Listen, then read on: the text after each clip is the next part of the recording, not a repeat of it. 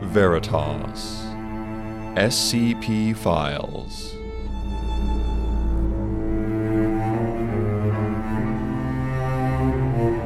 Episode 43. Painted Over.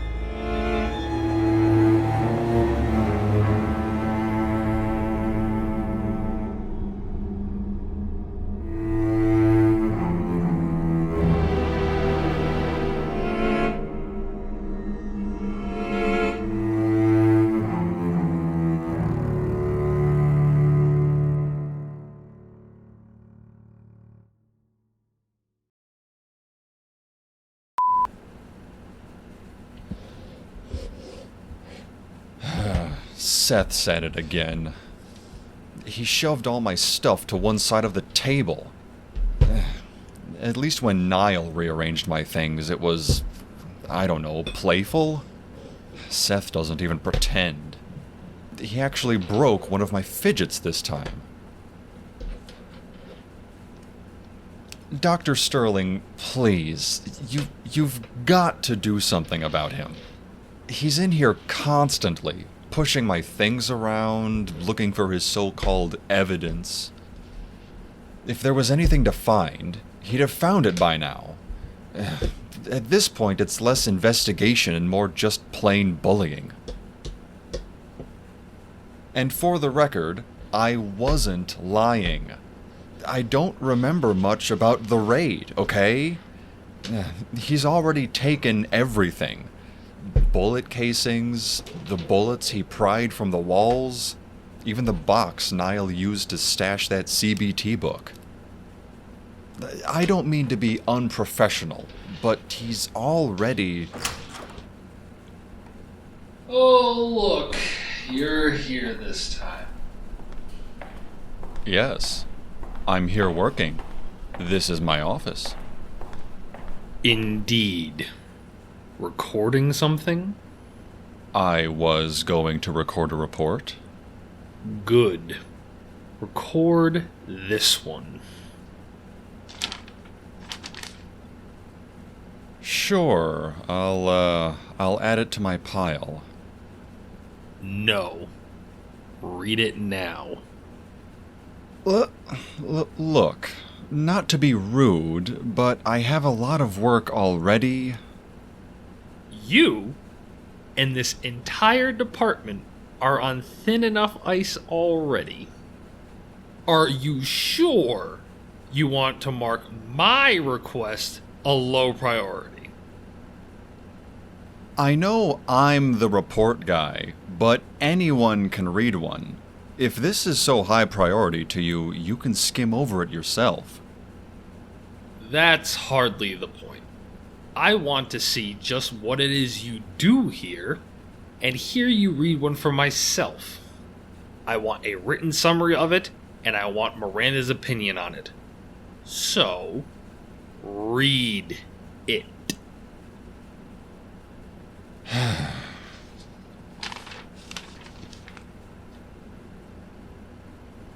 Incident Report 1134-9. Ninth known incident related to SCP-1134, colloquially known as lead paint. There is an additional line written here, but it's been redacted. Object class, safe. Risk assessment level, moderate. Updated containment protocols necessary. Anomaly considered useful if applied under appropriate conditions.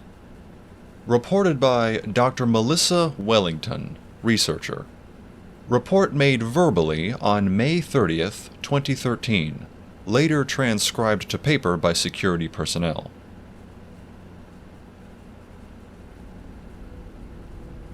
You... Is this what you wanted? To see me kneeling here, in this ruined hall? With half my body wrapped in bandages and spitting blood while you force me to make this report, holding back the bullet that would free me from my pain. lauding it over me to get me to comply. You really need to work on your persuasiveness. If you intend to continue coercing the complicity of the researchers and the obedience of the D-classes, using your batons and your firearms and your threats, then this sort of rebellion will continue to happen. You think making an example out of me will stop this? That a forced confession will scare the others into behaving and towing the line? Oh, there will be the researchers who will quiet down when you bark your orders. And there will be the D-classes who you can break, who will cower when you raise your batons, or even so much as glance their way. But there will always be those of us who would rather die fighting than live crushed under your heel.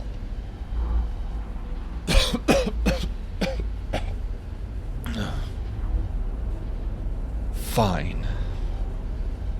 Call this a confession. Dress it up as an incident report if that makes you feel better. Go home tonight. Tell yourselves you're heroes and sleep soundly. But know that this peace won't last. It can't. Not while this system of subjugation still stands. I used to believe it too, you know. That tantalizing lie that we're the protectors, the guardians of humanity against the anomalies that go bump in the night. I believed the research I did here mattered. That every life we sacrificed, every D-class thrown away for the greater good, was a necessary price to pay. But then I encountered true freedom. SCP... Oh,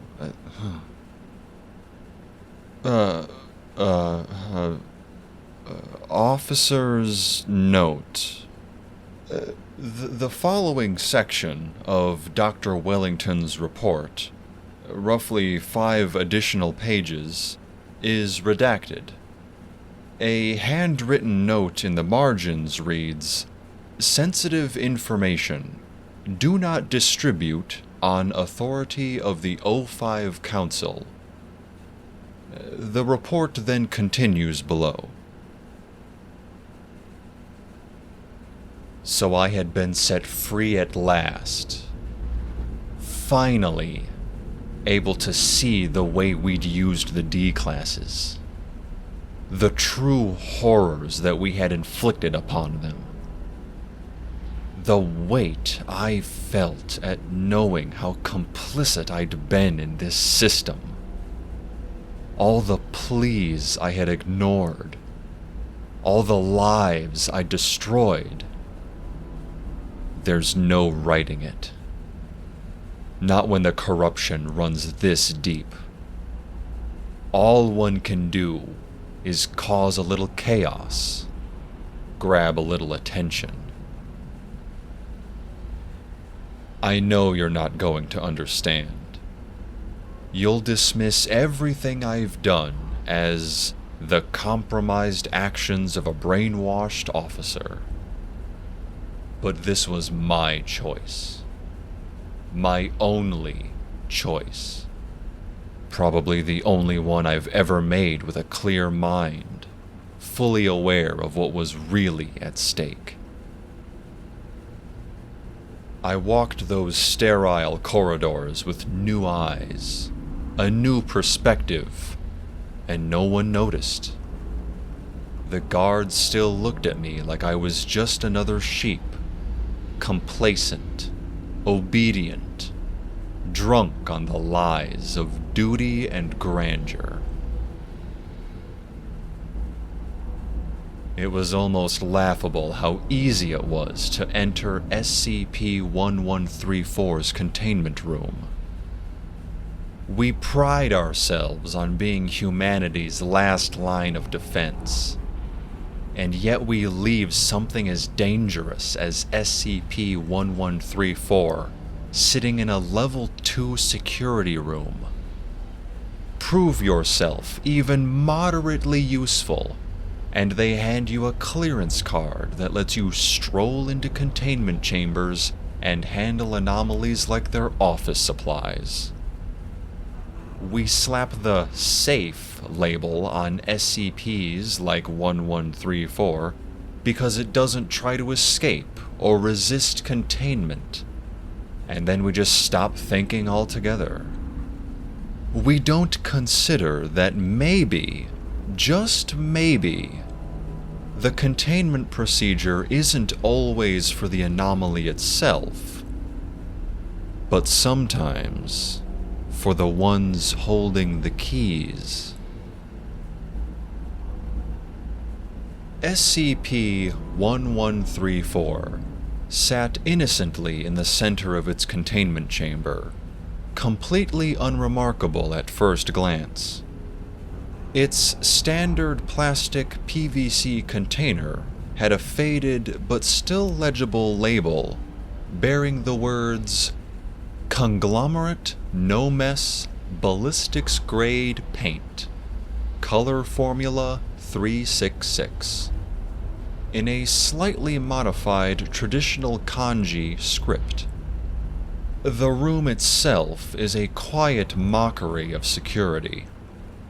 Every inch of the walls and ceiling is coated in the SCP's dried paint, a smooth, vibrant purple, in an effort to prevent any spillage of the paint from causing a ballistic-grade breach, as the paint stops moving when it crashes into itself. The paint coats were the perfect safeguard against itself, and even a decent safeguard in general, as the paint dries into a perfect bulletproof seal. But as far as protection from humans go, the containment was pitiful. No guards, no alarms, just a Level 2 lock and a deeply complicit silence. Nothing stood between me and the container as I lifted it, cradling it in my arms like a twisted prize. The lab where I had worked from my first day was my destination. It was ground zero for everything I had come to despise. The testing room, where we fed D-classes into the meat grinder of human misery we called research, loomed in my mind like a scar. The thick observation glass and the comfortable armchairs beyond it, where we sat in serenity, neatly writing down notes as horrors unfolded just inches away. It now felt grotesque, unfathomable. Returning there with fresh eyes was like waking from a nightmare, only to realize the nightmare itself had been real. How had I not seen it before? How had I ever been a part of it? We were running a test that day. A new SCP, a new D-class to feed to it. The details didn't matter. I couldn't even tell you what anomaly we were testing.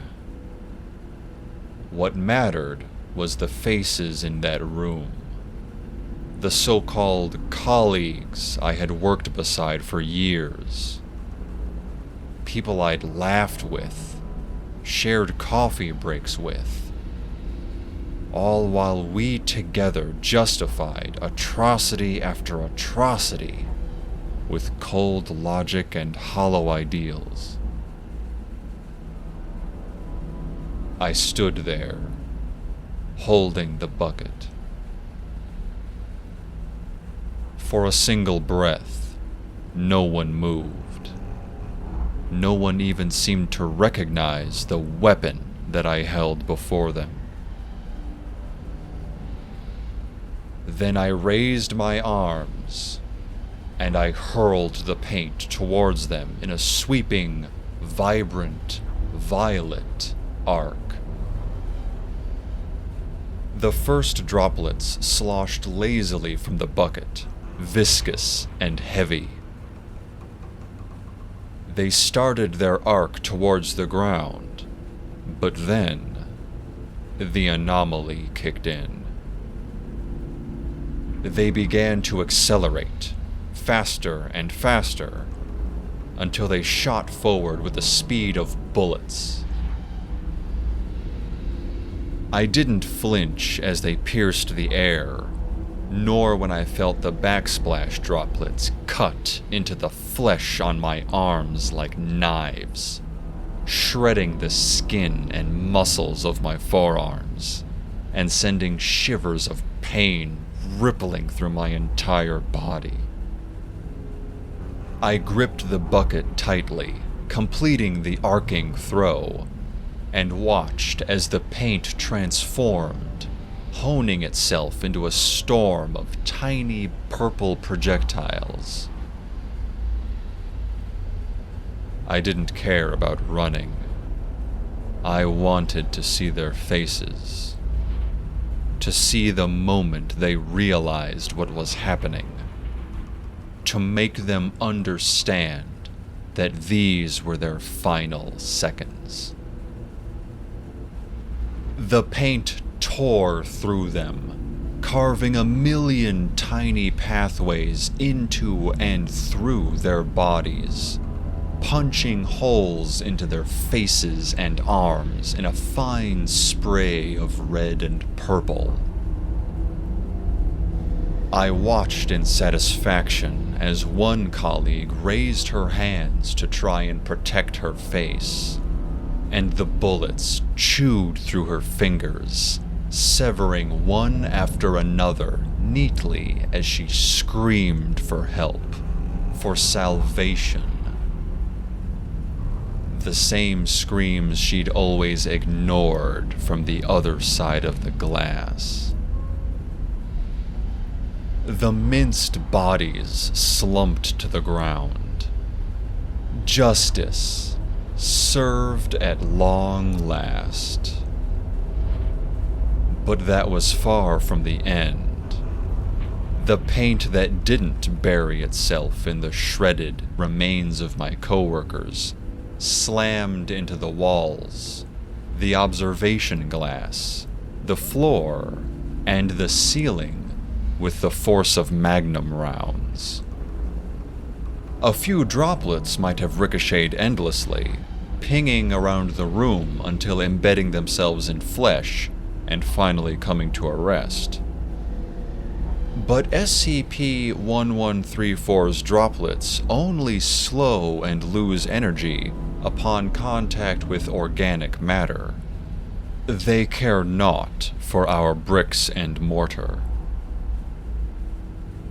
The sheer volume of ballistic rounds tore through the walls, and I heard the satisfying thuds of paint ricocheting through the hallways beyond, rattling into rooms above and below. It was chaotic justice in its most vivid form, a pure storm of violet destruction. The collapse of the ceiling was my own salvation. I had intended to stand there and let the rebounding droplets tear me apart as it had my colleagues. A martyr's death to fan the flames of rebellion, to wake the others and show that there is no safety in misjustice. But as the paint shredded the ceiling, huge chunks of plaster and wood debris rained down, forming an improvised shield, disrupting the deadly ricochets and diverting the droplets away from me. Still, a few found their mark first, slicing through the chaos like shrapnel, impossibly fast, and raking across my body. I felt them tear through my cheek, my forehead, my arms, my thighs. A tapestry of agony flayed into my flesh. 3 droplets embedded into my stomach and lower chest, and the impact knocked me backwards. My head collided with the hard tile of the floor, and the pain, finally, disappeared into oblivion. Until you all had to go and drag me here. So there it is. My confession. My report. Does it satisfy you? What possible use could you wring from it? No. It'll be buried like all the others. Another fabricated lie, neatly draped over this disaster like a sterile white sheet. Replaster the walls, scrub the stains from the grout, pay off the families of the dead, and pretend it never happened. Pretend it's all under control. But you can't contain this forever. The cracks will keep showing, no matter how much paint you throw at them. The rebellion won't die. The more you crush the D-classes, the more you coerce the researchers, the more these moments will happen again and again. The fight doesn't end. With my death, it only begins anew.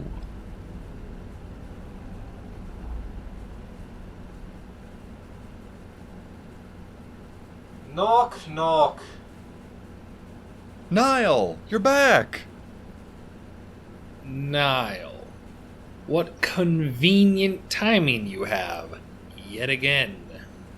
Always showing up right when something interesting occurs. Where did you get that report, Seth? And why are you sharing it around? That's how you greet me after several weeks out? Not even a hello? Answer the question. Under whose authority do you order me? Scott, wipe that tape. Yes, Niall. Don't you dare respond to him. Keep it as is. That's an order. That report is highly restricted.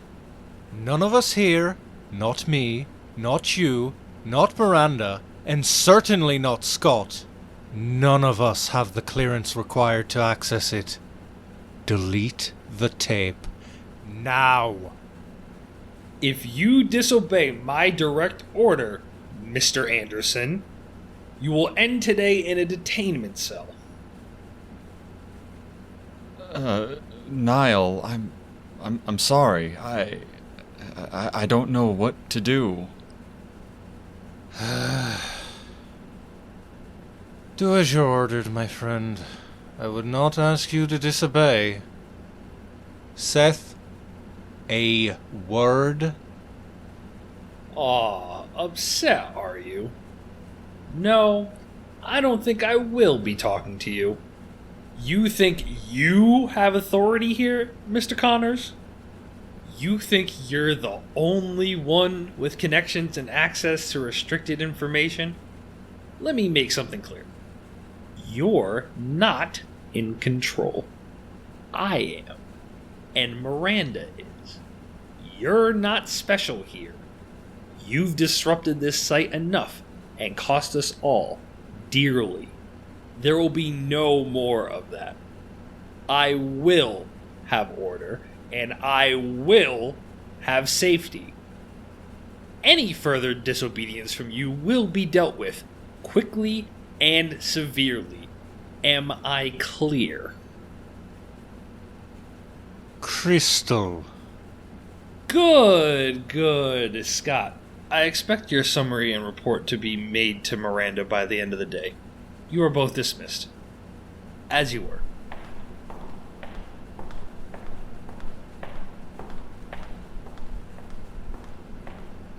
Niall, I don't want to have to choose between... Start a new tape, Scott. And come with me.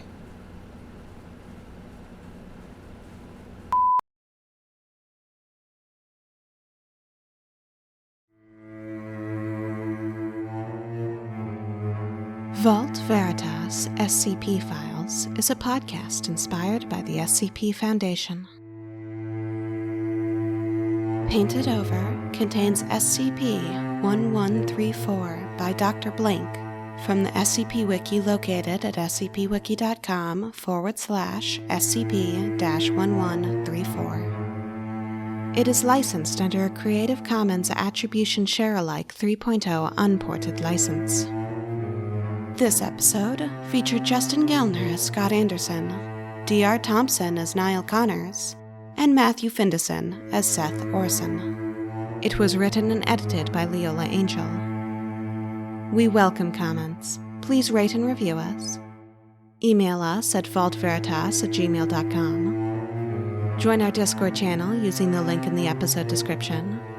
Visit us at Blue Sky. Or for additional content, visit our Patreon. Thanks for listening.